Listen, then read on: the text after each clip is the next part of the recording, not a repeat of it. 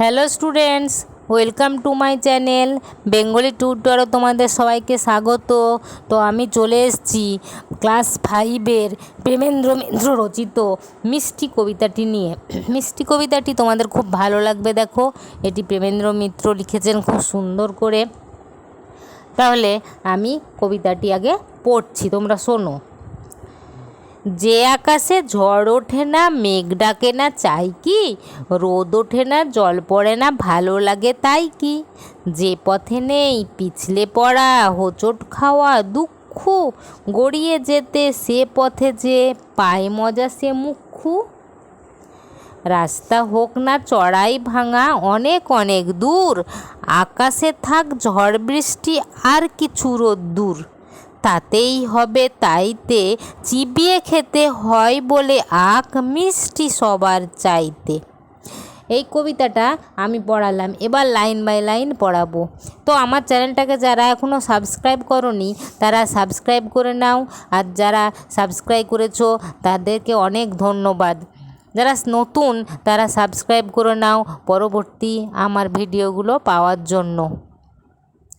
চলো তাহলে কবিতাটি দেখো। যে আকাশে ঝড় ওঠে না, ঝড় কখন ওঠে না, কোন সময় ওঠে না? দেখো তো, ভাবো তো তোমরা, কখন মেঘমুক্ত আকাশ থাকে ঝড় ওঠে না। শরৎকালে ঝড় ওঠে না, মেঘ ডাকে না, তখন কিছু হয় না, আকাশটা পরিষ্কার নির্মল পরিষ্কার থাকে, মেঘের ছানাগুলো উড়ে যায়, মনে হচ্ছে কি সুন্দর, মেঘগুলো দেখে ভালো লাগে। তাই বলছেন লেখক, যে আকাশে ঝড় ওঠে না আর মেঘ ডাকে না, চাই কি? তাহলে যখন সেখানে ঝড় ওঠে না, মেঘ ডাকে না, তাহলে আমাদের আর কি চাই? আমাদের চাই না। আমাদের যদি একদিন খুব রোদ হয় তাহলে আমরা বলি রোদ কেন হচ্ছে, বৃষ্টি হোক। বৃষ্টি যখন হয় তখন বলি বৃষ্টি কেন হচ্ছে, রোদই ভালো ছিল। এই যে কোনো অবস্থাতেই মানুষ সুখী হতে পারে না। তাই বলছেন লেখক যে এই আকাশে যখন ঝড় ওঠে না তখন আকাশের কোনো মানেই হয় না, মেঘ ডাকে না তখন বৃষ্টির কোনো মানেই হয় না। এটা আমাদের চাই? আমরা চাই ঝড় হবে, ঝড়ের সময় বৃষ্টি, বর্ষাকালে বৃষ্টি হবে, শীতের সময় শীত হবে, তাই আমরা চাই। তারপর দেখো, রোদ ওঠে না, জল পড়ে না। তাহলে রোদ উঠবে না, জল পড়বে না, এটা কি ভালো লাগে? ভালো লাগে তাই কি? সেটা ভালো লাগে? আকাশে তো ঝড় উঠবে, মেঘ ডাকবে, ভালো লাগবে, রোদ উঠবে, বৃষ্টি পড়বে, জল পড়বে, এটাই তো ভালো লাগবে। কিন্তু না, আকাশে ঝড় উঠছে না, মেঘ ডাকে না, রোদ উঠে না, জল পড়ে না, তার জন্য ভালো লাগে না। জিজ্ঞেস করছেন লেখক, এটা কি ভালো লাগবে?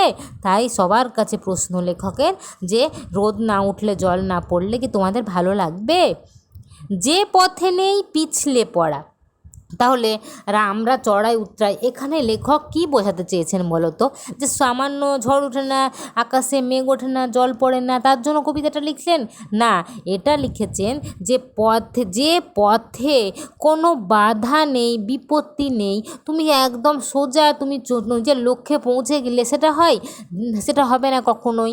তুমি যে পথে যাবে সেখানে সব সময় বাধা আছে, সেটাকে তোমাকে লঙ্ঘন করতে হবে, উঠতে হবে সেই পথে, তোমাকে টপকাতে হবে, সব কিছু পাস করে তোমাকে সেই লক্ষ্যে তোমার যেতে হবে, তোমার লক্ষ্যটা স্থির করবে তুমি, তাহলে তুমি নিজের গন্তব্যস্থলে যেতে পারবে। তুমি একদম চলে গেলে, কিছুই কেউ বললো না, রাস্তা ফাঁকা পেলে, কিছুই হলো না, সেরকম হয় না তো।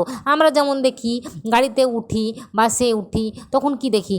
রাস্তাঘাটে একদম রাস্তাঘাট পরিষ্কার থাকে না, জ্যাম হয়, আর একটা এসে আটকায়। তাহলে আমাদের যে এই যাওয়ার রাস্তা, এই পথ চলার রাস্তাটা খুব কঠিন, সেটাকে আমাদের মাথায় রাখতে হবে। তাই বলছেন লেখক, যে পথে নেই পিছলে পড়া। যখন পিছলে পড়ার যে পথে নেই, হোঁচট খাওয়া, দুঃখ পেলে না তুমি কিছু, তুমি নিজের পথে চলে গেলে, সেটা তো হয় না। তোমাকে হোঁচট খেতে খেতে, পিছলে পড়তে পড়তে নিজের গন্তব্যস্থলে পৌঁছতে হবে, তবেই তো তুমি সব প্রতিক্রিয়া, সব বাধা বিপত্তি দূর করতে পারবে। গড়িয়ে যেতে যে পথে যে পাই মজা সে মুখ্যু। তাহলে গড়িয়ে তুমি একটা অনেক উঠলে, পাহাড়ের, দার্জিলিংয়ের পাহাড়ে তুমি উঠলে, চড়াই একবার খাড়া পাহাড়ে উঠলে, তারপর ওঠার পরে এবার নামবার সময় পিছল রাস্তা, ওঠার সময় খাড়া আবার নামার সময় গড়গড়ে রাস্তা, তাহলে তুমি কি করলে সেখানে গড়িয়ে বসে গেলে, এবার গড়তে গড়তে গড়তে তুমি নিচে নামলে, সেটা করে হয়? সেরকম করলে হয়? সেটা তো সেটা মজা পাবে না তুমি। তোমাকে আস্তে আস্তে পা টিপে টিপে সেই চড়াইয়ের রাস্তা যেমন উঠলে তেমনি উতরাইয়ের রাস্তাও তোমাকে আসতে হবে, তবেই তুমি মজা পাবে, তবেই বুঝতে পারলে যে আমার কি কি বাধা থাকছে রাস্তায়, আমি কি করে হোঁচট খেয়ে সব কিছু অতিক্রম করে আমি নিজের গন্তব্যে পৌঁছাতে পারছি। রাস্তা হোক না চড়াই ভাঙা, অনেক অনেক দূর, তাহলে রাস্তা হোক আমার চড়াই হোক, খাড়া রাস্তা হোক, সেটা ভাঙা রাস্তা হোক, আমাকে অনেক দূর যেতে হবে, তাহলে সেই পথে আমি নিজেকে কি করে নিয়ে যাব সেটাকে আমাকে আগে ভাবতে হবে।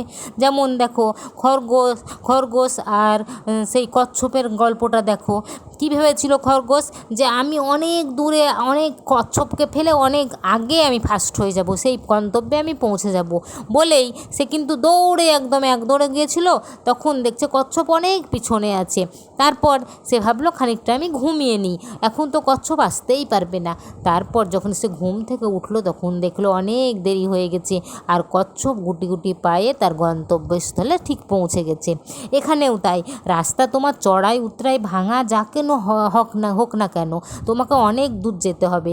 আকাশে থাক ঝড় বৃষ্টি আর কিছু রোদ্দুর, আকাশে থাকুক ঝড় বৃষ্টি রোদ যা কিছুই থাক না কেন, সব বাধা বিপত্তিকে অতিক্রম করে তোমাকে অনেক অনেক দূর যেতে হবে।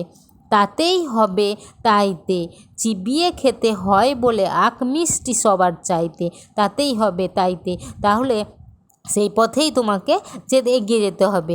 আবার দেখো আখ একটা কেমন লাঠির মতো শক্ত জিনিস, সেটা কি, সেটা নিয়ে লাঠি মারলে কাউকে লাঠি ব্যবহার করলে তুমি খেতেই জানো না যে ওটা কি মিষ্টি হয়, তেতো হয়, টক হয়, আখের ভেতরের রসটা তুমি কিছুই জানো না।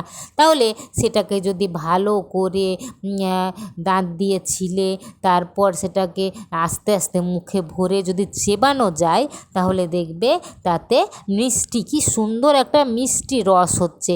তাহলে এই যে আখের রস আমরা খাই ওই রকম, তাহলে আখটা চিবিয়ে খেতে হয় বলেই তো আমরা সেটা মিষ্টি পাই। যদি না আমরা চিবালাম না কিছু না, আখটাকে দেখলাম শক্ত লাঠি, কিছুই তার স্বাদ পেতাম না। তাহলে বলছে কোনো কিছু করতে গেলে আমাদেরকে ভালোভাবে সেটা কষ্ট করে অতিক্রম করতে হবে, কষ্ট করলেই তুমি জীবনে তোমার সাফল্য আসবে। এটাই লেখক বোঝাতে চেয়েছেন যে কষ্ট করো তুমি তার প্রতিদান পাবে, তুমি তার ফল পাবে, এটাই হলো এই গল্পের মূল কথা।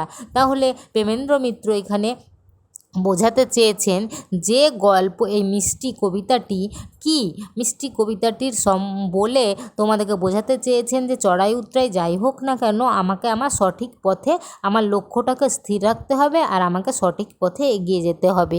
তাহলে চলার পথটা এত সোজা নয়, সেটা চড়াই উতরাই হবে, বাধাবিঘ্ন হবে, তাহলে আমাকে মেপে মেপে ভালোভাবে চলে যেতে হবে, তার ফল আমি একদিন মিষ্টি পাবো। ঠিক তো তোমরা আমার এই মিষ্টি কবিতাটি তোমাদের কেমন লাগলো আমাকে কমেন্টে জানিও, আর তোমরা লাইক ও শেয়ার করে দিও আমার ভিডিওগুলোকে। আমি আমার ডেসক্রিপশান বক্সে লিঙ্ক দিয়ে দেবো এবং আমার আগের যে ভিডিওগুলো তোমরা পাওনি সেগুলো তোমরা দেখে নিতে পারো। আজ এই পর্যন্তই, টাটা।